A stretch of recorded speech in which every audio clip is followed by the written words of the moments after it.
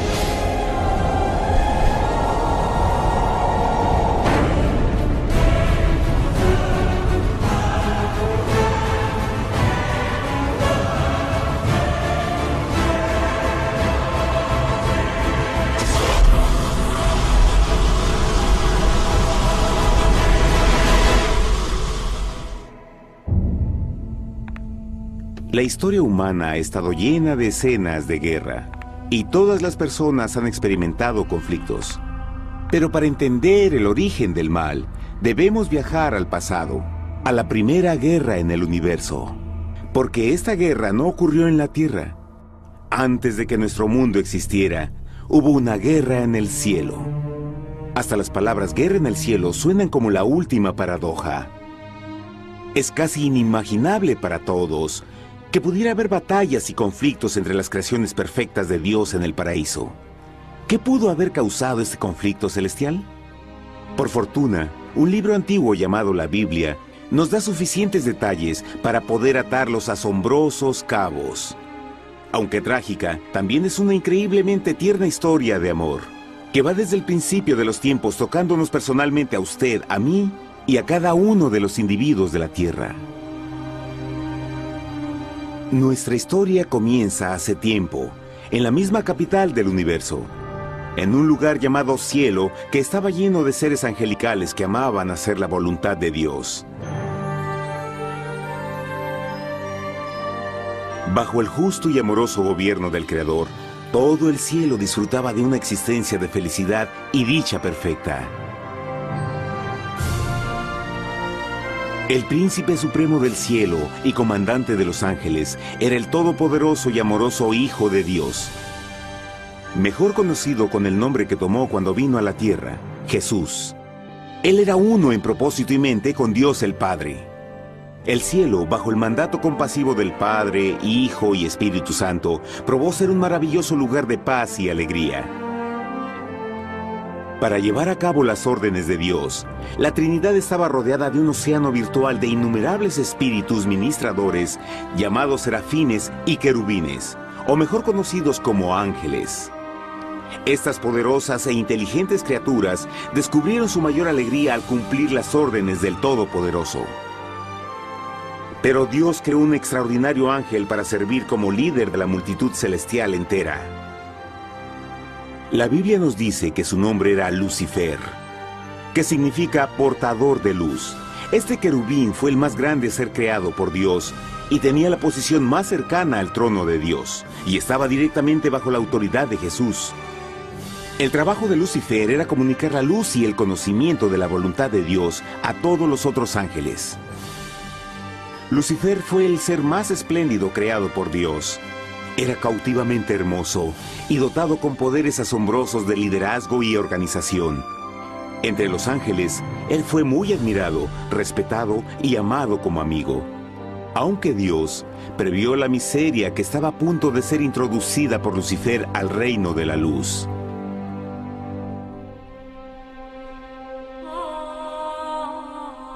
Lleno de sabiduría y acabado de hermosura, de toda piedra preciosa era tu vestidura, tú querubín grande y protector.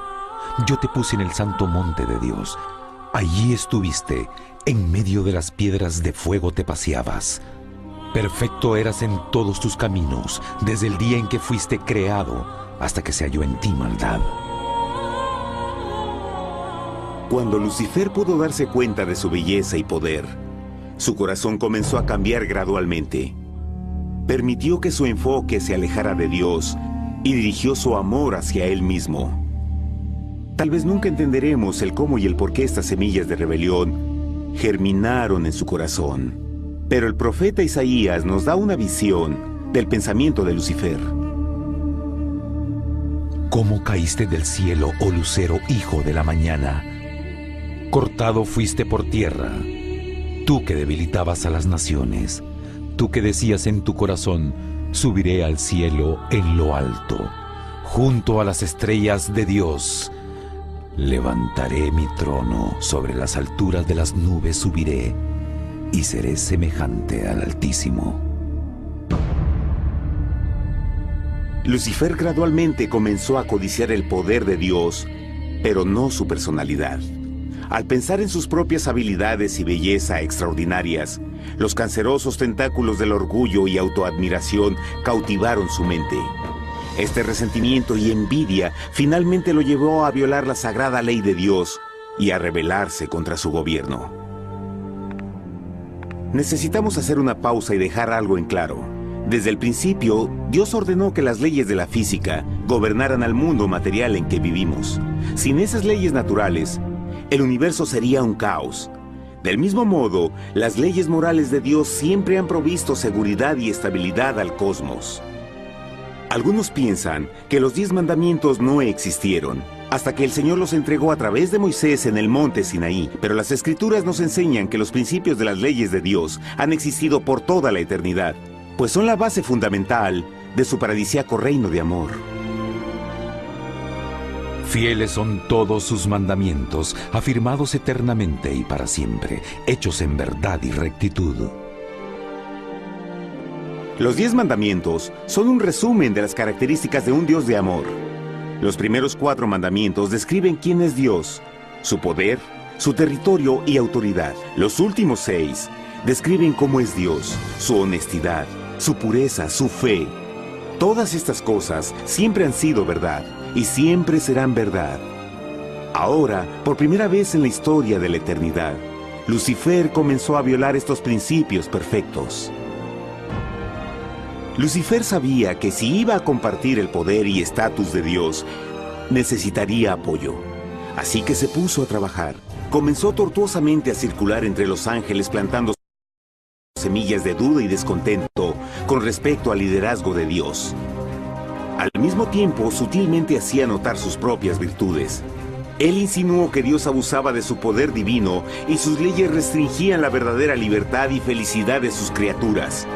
Con su razonamiento audaz y poder sin igual de influir, Lucifer pudo persuadir a un gran número de ángeles de unirse a su motín.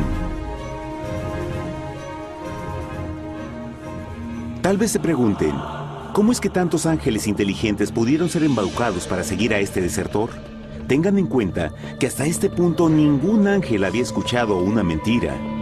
Y en esta temprana etapa de la rebelión, los ángeles no se dieron cuenta de cuán obsesionado se volvería Lucifer con adquirir la posición de Dios. No sabían que finalmente él planearía la tortura y asesinato del Hijo de Dios en la cruz, en un intento por subir a su trono. Extrañamente, Lucifer pensó que podía ocultar sus verdaderos propósitos de Dios. Ay de los que se esconden de Jehová encubriendo el consejo, y sus obras están en tinieblas, y dicen: ¿quién nos ve y quién nos conoce? No crean por un momento que la rebelión de Lucifer tomó a Dios por sorpresa o desprevenido. El Señor sabe todas las cosas, incluyendo los pensamientos de sus criaturas. Él entendía exactamente lo que estaba pasando por la mente de Lucifer. Y en amorosa piedad, Dios advirtió al descarriado ángel del peligro. Pero al final, el orgullo y amor propio no le permitieron a Lucifer arrepentirse. Así que eligió la rebelión total contra Dios en vez de la humilde obediencia. Algunos se han preguntado, ¿esto significa que Dios creó a un ángel defectuoso? No, pero Él creó a Lucifer con la libertad de elección. Verán, la libertad de elección es una cosa maravillosa, pero lleva consigo un increíble riesgo, incluyendo el riesgo de la rebelión y la posibilidad de que el amor de Dios pueda ser rechazado. El amor real no puede venir de una criatura preprogramada. No puede ser forzado. Debe ser voluntariamente dado. Por ejemplo, aun siendo tan lindo como lo es este perro robot, en realidad nunca podrá amarme. Puede hacer que parezca que me ama, pero solo está siguiendo instrucciones preprogramadas. No tiene opción. Y por otro lado, este pequeñito está verdaderamente feliz de verme. Él ha decidido darme su afecto, y con el tiempo, nuestra relación crecerá y se hará más fuerte, mientras lo ame y lo cuide. Del mismo modo, un Dios de amor solo quiere amor genuino de sus inteligentes criaturas. Y para que eso pase, estas deben tener la libertad de elección. La rebelión de Lucifer es la más grande evidencia de que en verdad tenía esa libertad. Y ahora, la pregunta más grande era, ¿cómo respondería Dios a esta crisis? ¿Cómo lidiaría con Lucifer y los millones de ángeles que se unieron a su rebelión? Muchos se preguntan, ¿por qué Dios no destruyó inmediatamente la rebelión? Después de todo, Él pudo fácilmente vaporizar a Lucifer con mandarle un rayo. ¿Pero eso en realidad habría resuelto el problema? No, al contrario. Eso solo habría intensificado las dudas y sospechas que Lucifer ya había plantado en las mentes de los ángeles. Recuerden, Lucifer sabía, como nadie más podría saber, el manejo interno del gobierno de Dios. Su destrucción se habría visto como parte de un gran encubrimiento, y la razón que motivara el servir a Dios hubiera sido el miedo a las represalias y no el amor.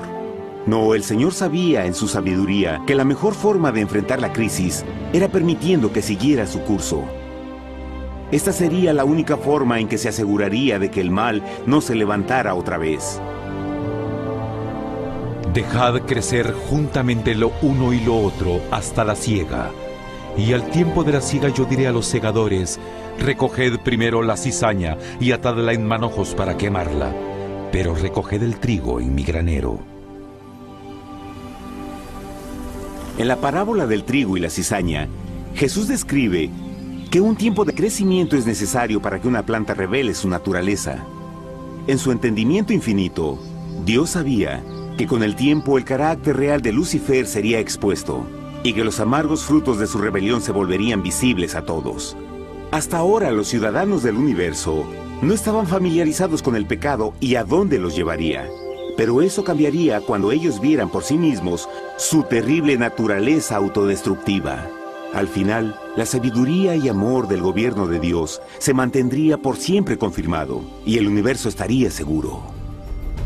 Cuando Lucifer y sus seguidores llevaron su rebelión abiertamente, el Señor supo que no habría paz si se les permitía quedarse en el cielo. Debía ponerse un límite, tomar acción y desalojar a los rebeldes. Pero Lucifer y sus seguidores nunca se irían por su propia voluntad o pacíficamente. El siguiente paso era la guerra.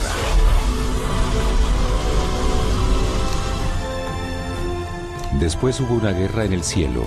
Miguel y sus ángeles luchaban contra el dragón, y luchaban el dragón y sus ángeles, pero no prevalecieron ni se halló ya lugar para ellos en el cielo, y fue lanzado el gran dragón, la serpiente antigua que se llamaba Diablo y Satanás, el cual engaña al mundo entero, fue arrojado a la tierra y sus ángeles fueron arrojados con él.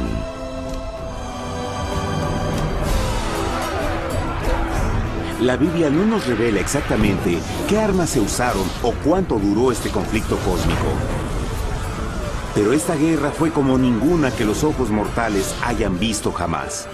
Apocalipsis 12:4 nos dice que finalmente Lucifer y un tercio de los ángeles de Dios fueron físicamente expulsados del cielo.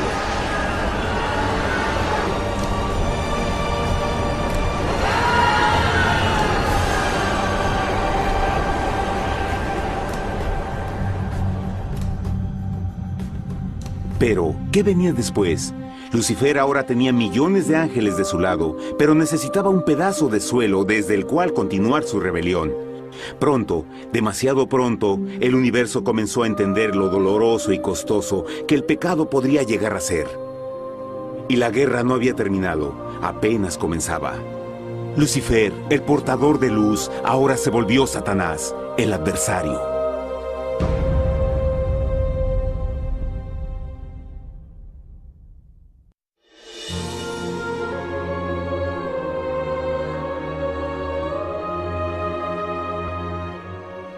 Después de la guerra en el cielo, Satanás y sus ángeles caídos fueron desterrados de la corte de la gloria.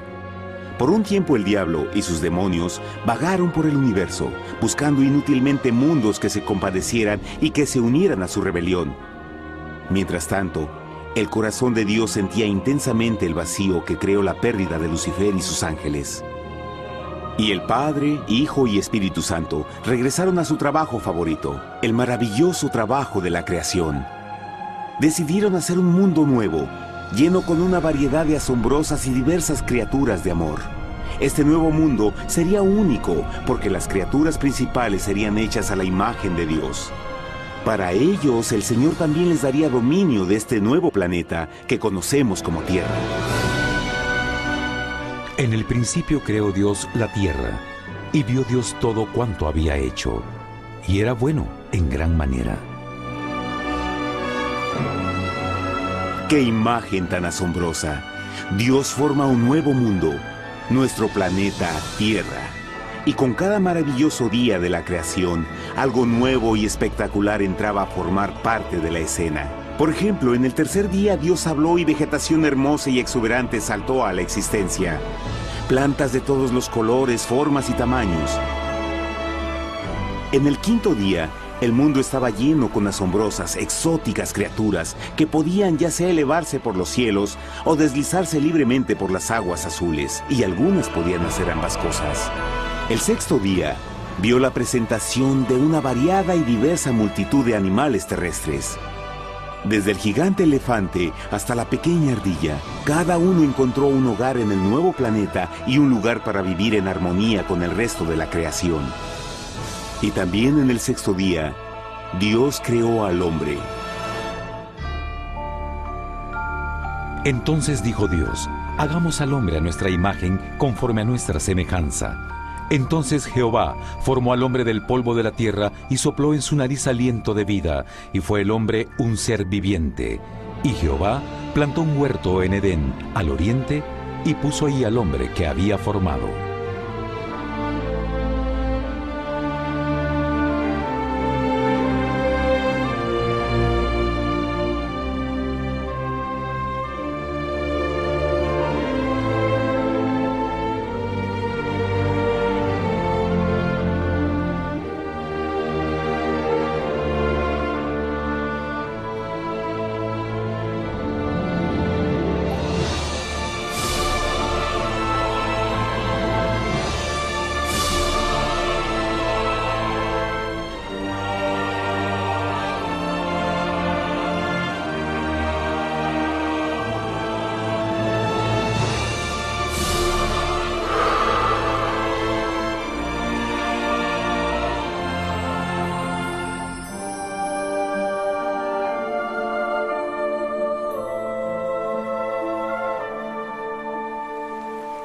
¡Qué enorme honor!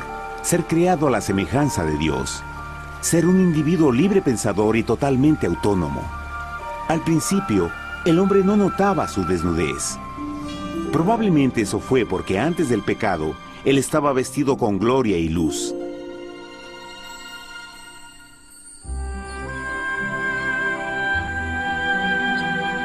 Dios también creó la compañía ideal para Adán, su bella esposa Eva.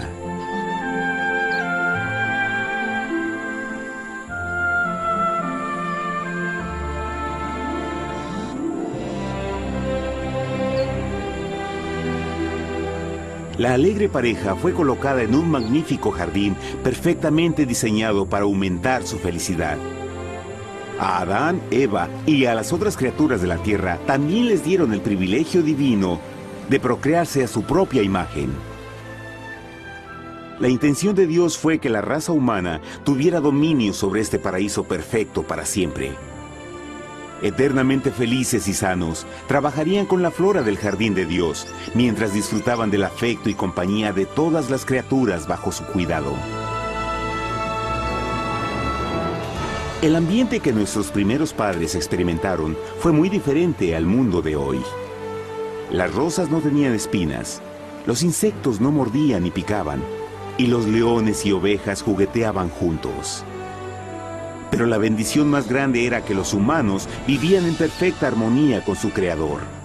Cada séptimo día, Adán y Eva descansaban de su placentera labor y tenían una gozosa comunión con la visita de su Creador.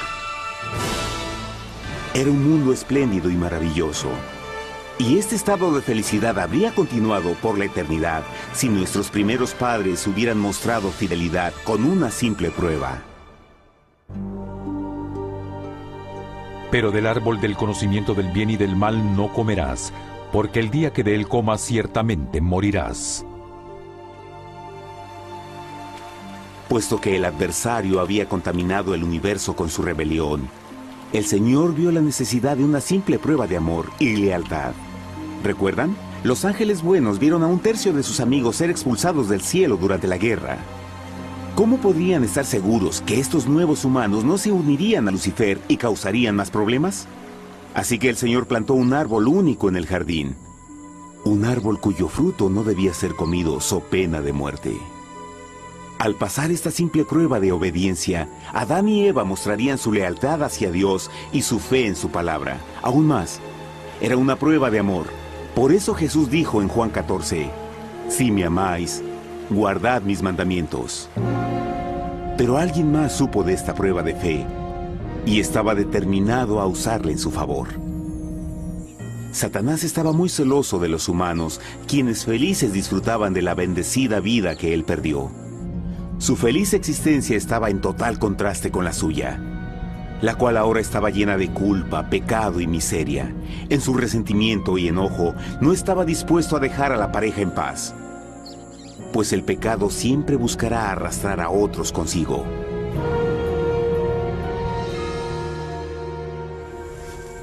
Así, un día en que Eva estaba concentrada en su placentero trabajo, se encontró sola y peligrosamente cerca del árbol prohibido. Fue cuando Satanás vio su oportunidad. Usando una serpiente hipnotizante como su medio, el ángel caído llamó a Eva desde el árbol y trató de entablar conversación.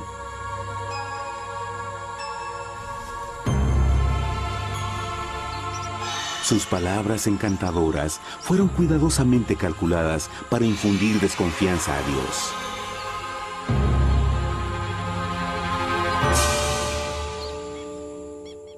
Entonces la serpiente dijo a la mujer, «No moriréis, sino que Dios sabe que el día que comáis de él, serán abiertos vuestros ojos y seréis como Dios, conocedores del bien y el mal». Y vio la mujer que el árbol era bueno para comer, y que era agradable a los ojos y codiciable para alcanzar la sabiduría, y tomó de su fruto, y comió, y dio también a su marido, el cual comió así como ella. Trágicamente, cuando Eva escuchó la suave y sedosa voz del tentador, comenzó a tener dudas sobre la palabra de Dios. La serpiente la engañó con la promesa de gran poder y sabiduría. Eso llamó su atención, Después de todo, aparentemente el fruto le dio a la serpiente la habilidad de hablar. ¿Qué otros poderes podría darle a ella? Y así, aunque apenas había conocido a la serpiente, ella confió en su palabra por encima de Dios, quien la creó y le proveyó un hogar paradisíaco. Así que Eva comió del fruto prohibido y pronto persuadió a su esposo de hacer lo mismo. Adán pudo haber elegido mantenerse leal a Dios, pero él puso su amor por su esposa sobre su amor por Dios. Cuando nuestros primeros padres le dieron su lealtad al enemigo, el dominio de la tierra fue reclamado por Satanás. ¿No sabéis que si os sometéis a alguien como esclavos para obedecerle, sois esclavos de aquel a quien obedecéis? Ninguno puede servir a dos señores. Este mundo sería el último campo de batalla entre el bien y el mal. Y el corazón de cada hombre y mujer fue el premio. Adán y Eva no se dieron cuenta en ese tiempo, pero su momento de desconfianza y desafío abriría las compuertas del sufrimiento de millones de personas durante miles de años.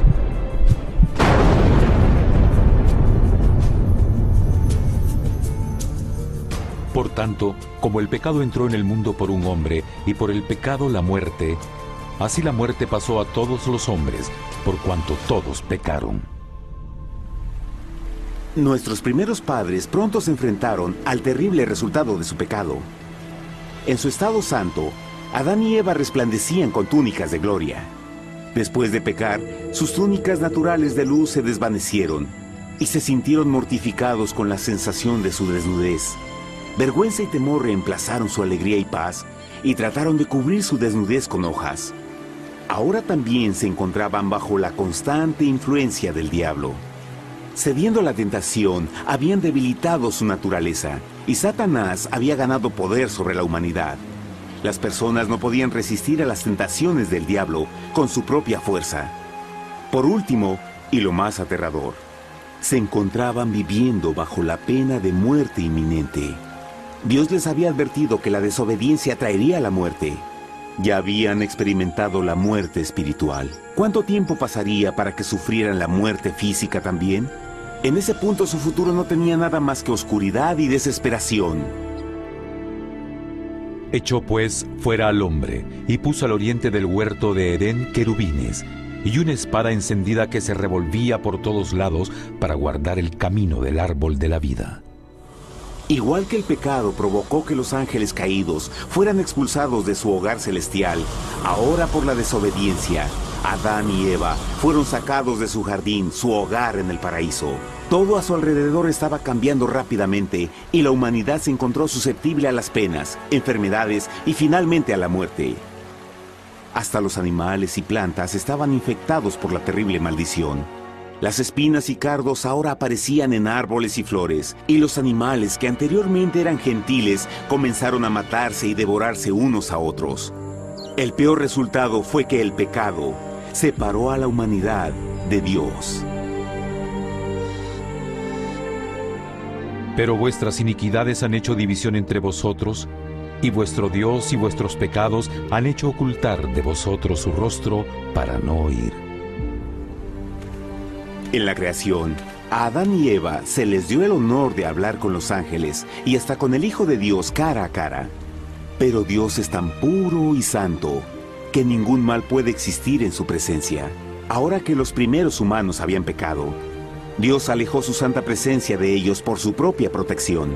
El pecado había quemado una catarata en el alma del hombre que ya no podía ver la dimensión espiritual. Desde ese momento en adelante, la comunicación con el cielo sería limitada. Conforme estas maldiciones cayeron sobre Adán y Eva, el corazón de Dios se llenó de tierna compasión. La ley que habían roto no podía ser alterada para salvarlos, pues es tan sagrada e inmutable como Dios mismo. El Señor sabía que había solo una forma en que el hombre podía ser redimido. Así que un plan fue revelado, nacido desde el fondo del corazón de Dios. Un plan para salvar al hombre de su cita con la muerte eterna y restaurar todo lo que se había perdido con el pecado. Sería un asombroso intento en su intensidad, alcance y poder, pero sería un plan que también implicaría un enorme sacrificio.